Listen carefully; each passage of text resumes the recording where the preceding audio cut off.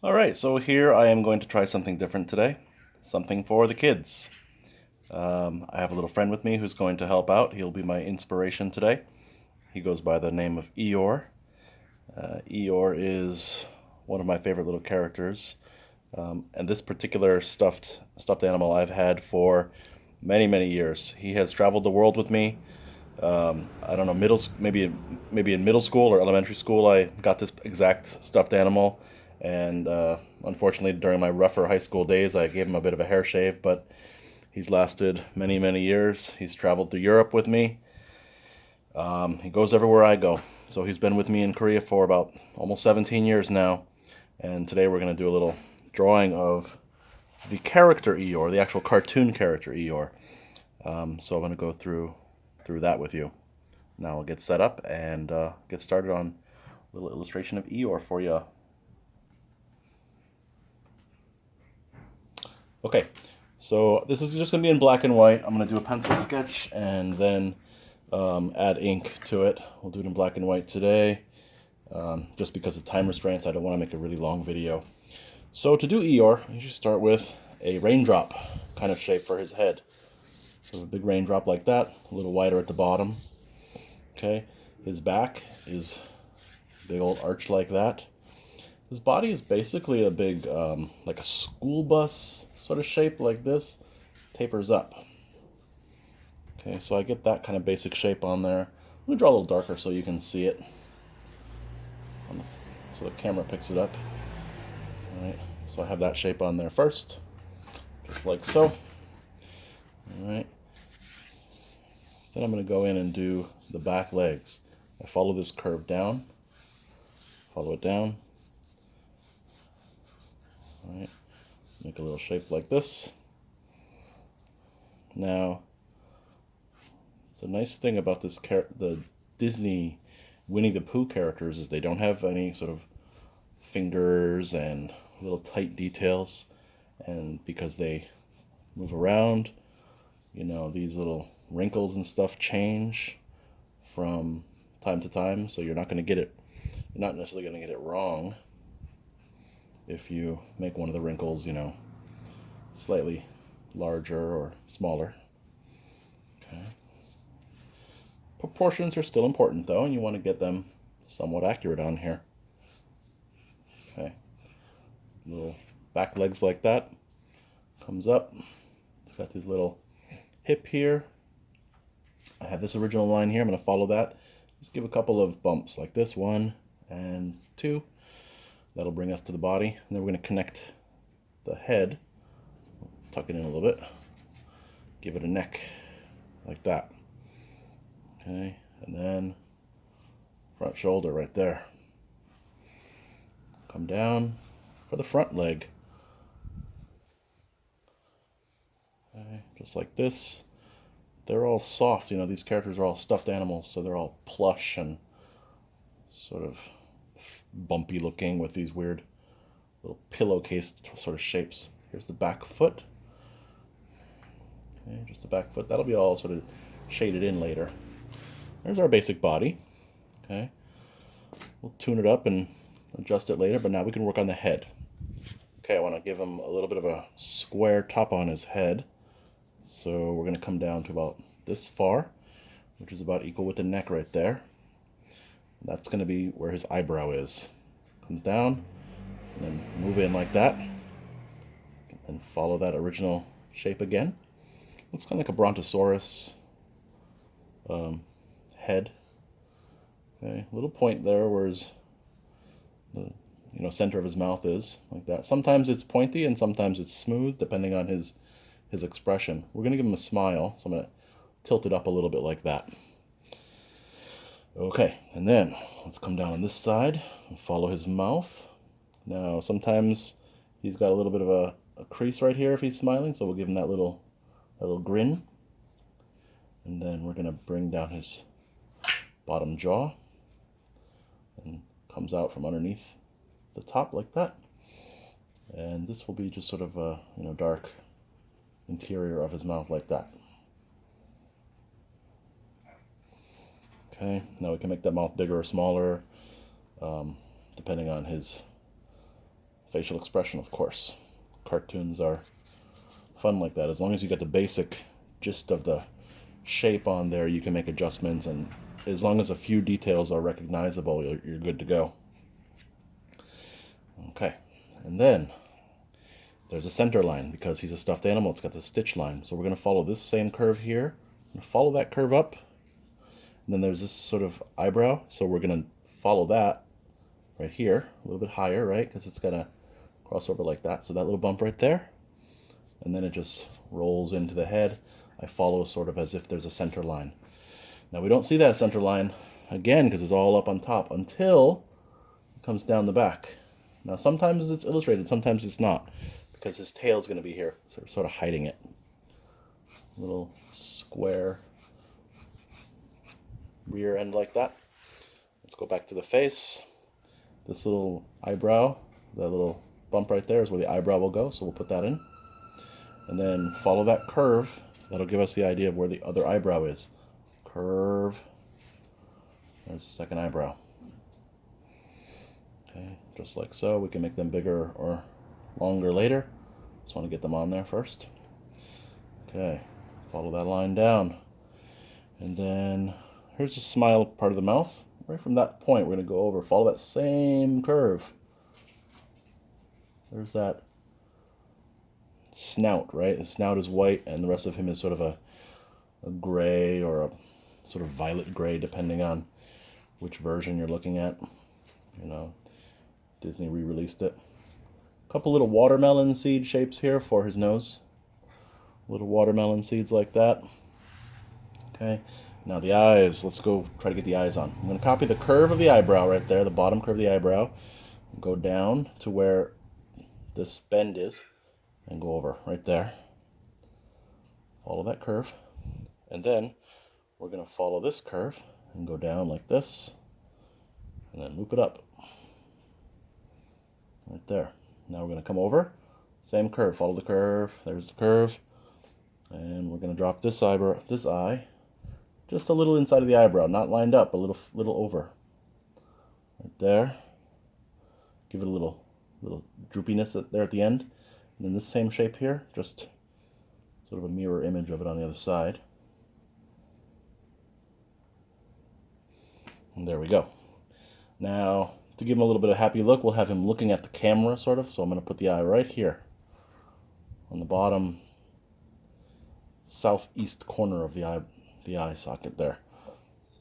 Then that should give the impression that he's looking at us, kind of looking at the camera, right, like that. What's missing? His ears are missing, so we're going to put the ear on. Back ear pops out right behind, maybe just above the eyebrow somewhere. You can just sort of nice smooth long line like that with a curve to it. Don't be crazy about getting it perfect. You know, if you draw it here first, that's fine. Just go with it. They're going to flap in the wind. And then it comes down to a point, and then the rest of it hides behind the nose right there. So any kind of shape is good. You want inside of the ear and then outside of the ear. So then we'll give like the sort of this part here that's going to separate inside from outside, and this will all be dark, right? Because that's the interior of the ear. Now this ear going to be a little bit higher because his head is tilted and stuff. So it's going to start right around. Let's put it right around here above his eye. Come down. I don't want to block his mouth, so we're going to let it run like that. And on the other side, it's like a big, oh, what is this shape? How would you describe that shape? Like a whale fin or something? Penguin, penguin's wing maybe? Okay, so there's that big shape there for his other ear. That's all the details there. Let me erase this so we can see that his ear is blocking a little bit of his foot. You know, his foot sort of disappeared behind his ear. That's okay. That adds some realism. The only thing left to add now is his tail. So there's this little corner right there of his back hip. I'm going to use that to note where his tail should be. So we're going to follow this curve down like this, and then drop his tail right here.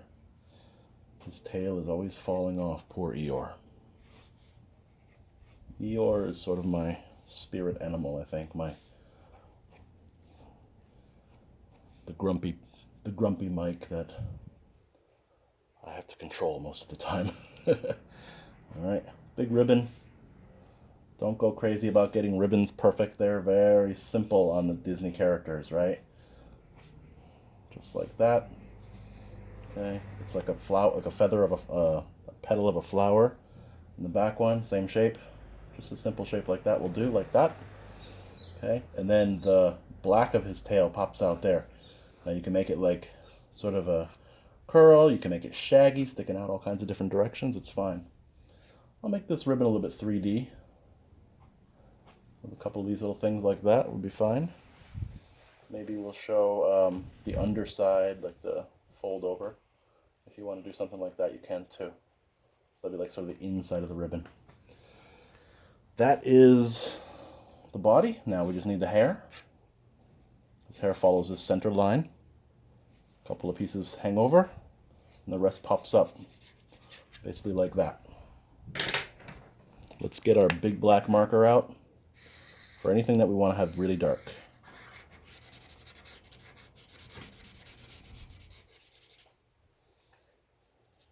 There. What else is dark? Okay, this tail back here.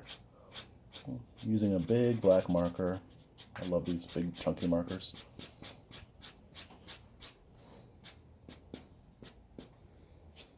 There we go. Anything else we want to have really dark? Well, all the top hair, of course. Like that. Okay. And I'll go over it with a smaller pen after and give this some like sharper points, but for now I'm just going to use this fat marker. Big chunky hair, like so. And then this big piece that hangs over like that. Okay, maybe a little bit heavier bunch here. Like that. There we go. Okay, I'm going to use... This is a kind of brush pen, but it's a bit of a chunkier brush pen than I use for some of my things because I can draw quickly with this one. And for an illustration, that's what you want to do. Any pen will do. Felt tip pen is fine. As long as you can get a nice solid black with it, you're good to go. If you're right-handed, make sure you're going from the left side of the picture to the right so you don't smudge your ink as you draw. You do not want that to happen when you're working with ink, especially if it doesn't dry quickly. If you have some pen that takes a bit of time to dry, just trace over all my lines now.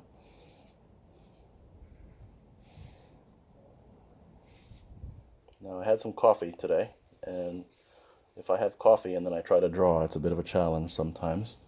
So I'm trying to keep my hands steady, which is not easy. Now the nice thing about the Winnie the Pooh characters here is you can have a little bit of a ragged line, like a little bit of a bumpy line. Don't go crazy about having a perfectly smooth line. See how I just let it kind of be a little bit jagged there? Okay, now there's the stitch, and I'm not going to make the stitch continuous. I'm going to kind of break it up a little bit, like kind of a bit of a broken line here and there. Then it's got some cross stitches like this going across. Put a few of those on there.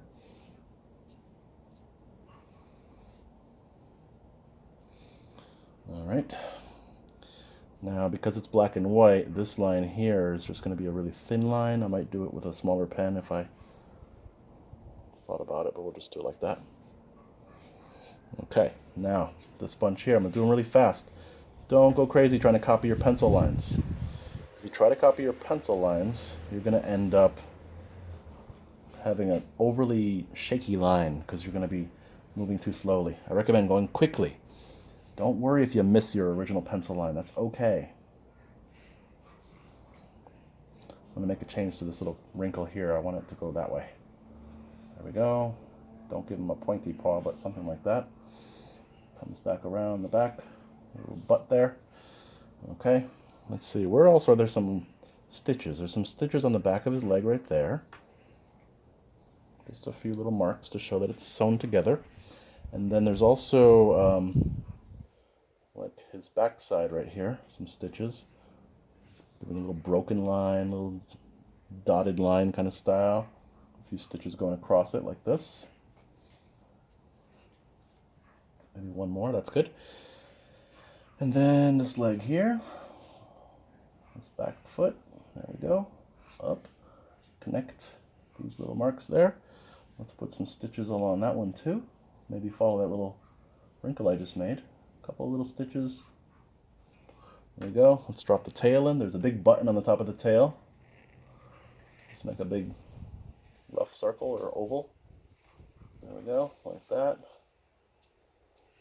Let's bring the back over before we forget. There it is. Follow the line. Don't draw over my ribbon by accident. Almost did. Follow this. Nice. Okay.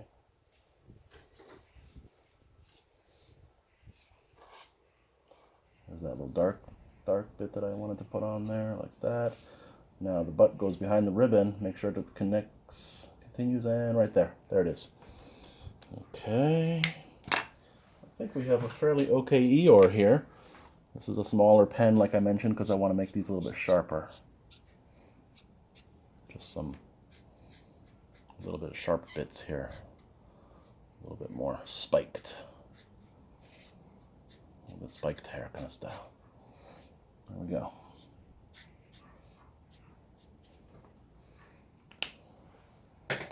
That's that. And then what I would do is take an eraser and run an eraser across everything. Make sure your ink is dry before you hit it with the eraser, otherwise you might smudge something.